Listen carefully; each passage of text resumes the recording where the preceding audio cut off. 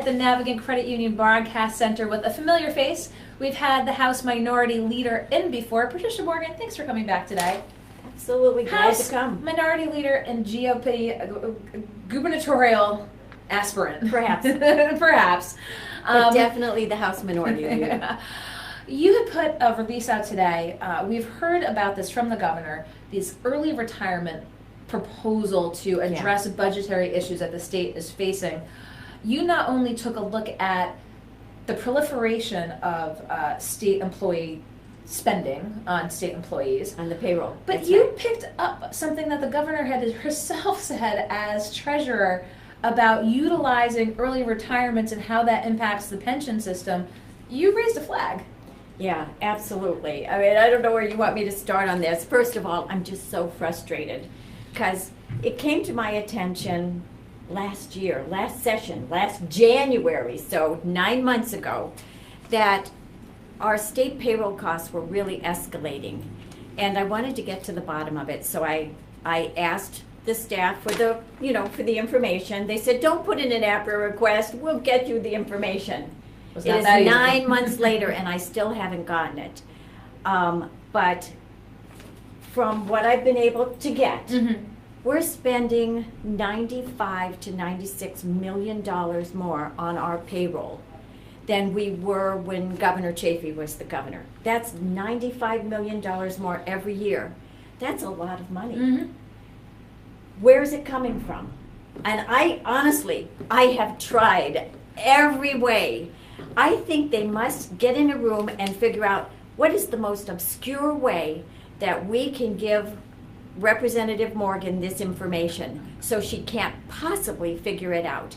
The formats are amazing, startlingly complex and jumbled. Did you get a map from the 19th century? I did. I got that's right, the 1884 map when I was doing the truck tolls.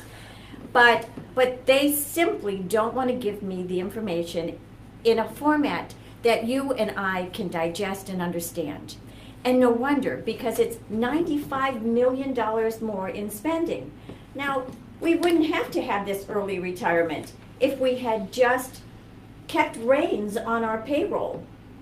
Now, do you think that's a factor when, again, you requested information? Does it may or may not, and I just want to ask you this, maybe it does not actually exist in that one centralized format that no one's ever gone through and said, oh, look, we're spending $95 million more. Well, then if it isn't, it's incompetence. It really is. They should understand what is happening to their own payroll, where they're spending the money, and what the escalators are. And they need to stop it, because we can't spend at that rate. Rhode Islanders really can't afford it. And now we come up with this proposal. You know, we have a structural deficit, $237 million structural deficit in our budget, which means it's built into the fabric. It's built in through payroll costs or any number of things in state government. We need to rein in that spending. And instead of doing that, we've come up with a gimmick that Gina Raimondo, when she was treasurer, criticized. She said early retirement packages hurt the pension plan. And you found this literally on the record from when she was treasurer. That's right. That's right. And now she's going back on that to get $25 million worth of savings to balance our budget this year. She agreed to it. She said she'd do it. But she's not willing to make the hard choices to get that $25 million. Instead, she's going to damage our pension plan, make it harder for retirees to ever get a COLA, right? It just makes no sense to me. It's maddening in so many ways. Trust me, it's maddening in so many ways. But, I continue to put it, and obviously I'm continuing to pursue the information because I want to understand where this $95 million comes from. And honestly, that is, we've taken out the higher pension costs. We've taken out the higher health care costs. We've taken out all those benefit costs. This is really the raw payroll costs. This is really salaries. It has nothing to do with benefits or any of those other collateral things that go into the payroll. So question for you, as you said, $95 million over the Chafee administration. It's a lot. a new governor coming in, it's easy to ratchet up the spending, to ratchet up the staffing. Is it going to be difficult if a new governor were to come in to look at it, if there was a Governor Morgan, if you will? How do you trim that? Well, first I have to understand where it comes from. You know, we found some indication. She's taken current employees and she's given them huge upgrades in their salary, 39%, 70% in one case. I mean, going from a salary of 65 to 135. You mentioned, I saw that in the release. Yeah, that's a huge increase.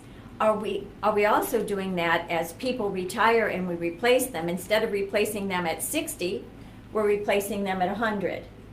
That makes it really difficult to control those costs. You're right, and yet we must. We must.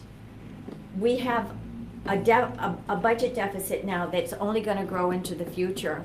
And when that grows, it means that either services are cut to Rhode Islanders or they have to pay more. And I think Rhode Islanders right now are at a breaking point. I really do. I know I've told you, I walk my district. And most people are making it, but they're not comfortable. They're not saving for their futures. If we continue to escalate the cost of government, the cost of living,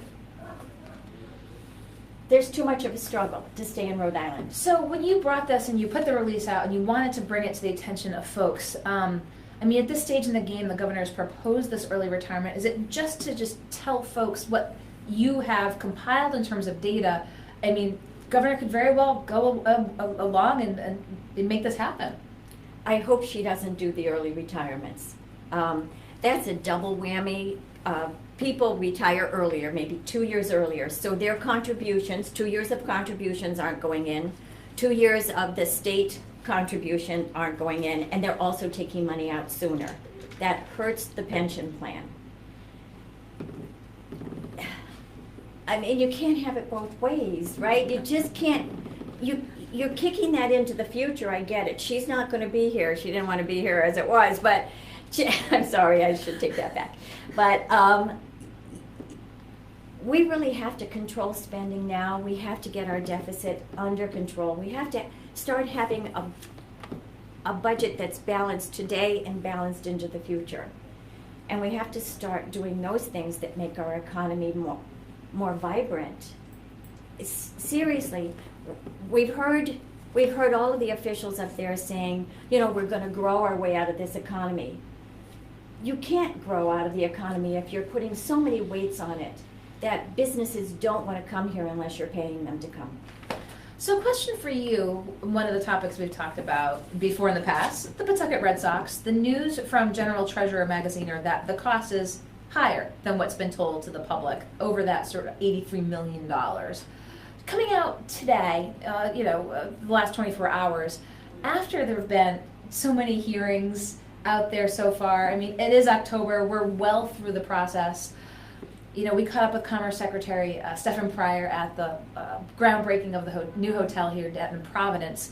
Magaziner said it's still affordable, the Paw Sox that is. Does that give you pause that we're given this information at this stage in the game? I don't know how he came up with that conclusion. Again, we have a structural deficit. We're going to add to the structural deficit by giving money to a private business. It doesn't make any sense to me. And I was in the hearing the other evening. They're cherry picking. They is the mayor, the Pawtucket officials, the Paw Sox owners. They come. They have a very well polished presentation. It's a binder full of little tabs and full of information and data. Except the data's incomplete. The data's been cherry picked with all the best conclusions, right? So if you looked at just the data inside that booklet, you'd say, well, the attendance goes up when you have a new stadium for the first year. But what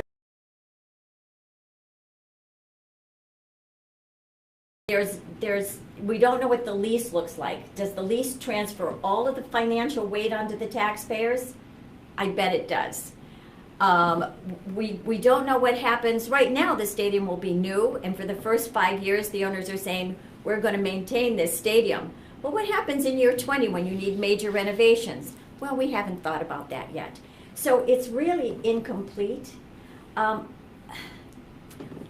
against it, and you ought to know that. I oppose it. I think it's the wrong way to spend our money. We have better things to use our money for. One of those would just be to leave it in Rhode Islanders' wallets. But if we're going to do anything, we ought to leave this open to a referendum by the people. Let the people of Rhode Island vote. Let them tell us what they want. You know, that's been kicked around in recent weeks, you know, hearing from the speaker, hearing from the governor. What would it look like procedurally to make that happen? It just goes on the ballot next November. So someone just has to, once the assembly comes back in session? Yeah. From the assembly standpoint, get something approved to the assembly, say put it on the ballot? Put it on the ballot, and it would be just right there with everything else. Do you want to have bonds? Do you want to, issue bonds for the Pawtucket Red Sox new stadium? Let the people decide. I bet you they won't. Well, we're keeping an eye on the Paw Sox, but today, again, Patricia Morgan, keeping an eye on the spending at the state level, again, from the information that you said you've collected showing a growth of state employee spending over $95 million $95 million since the Chafee administration. Again, this is in light of the governor's recent proposal that might be addressing some budgetary issues through early retirements. You're raising a flag. I'm raising a flag. Something is wrong here, and it's really troubling. It should be troubling to every Rhode Islander that we can't get the information. We can't get an explanation. That's a red flag too, isn't it? Well, I know you're always seeking information, whether it's the convention center, whether it's employee salaries, constantly looking for information, and we always want to shine the light on what comes out from your office. So I appreciate you taking the time to come in. This was information, again, just released today from the office of House Minority Leader Patricia Morgan. Wanted to get you in to really discuss it, to sort of boil it down for folks, the issues that are at play here. So if you're watching now, we appreciate your tuning in, but of course we'll have this after the fact with some additional information for you as well, again, from House Minority Leader Patricia Morgan. Appreciate you taking the time to come in today. Thank you for having me. I know you've got to hit the road, so I'll let you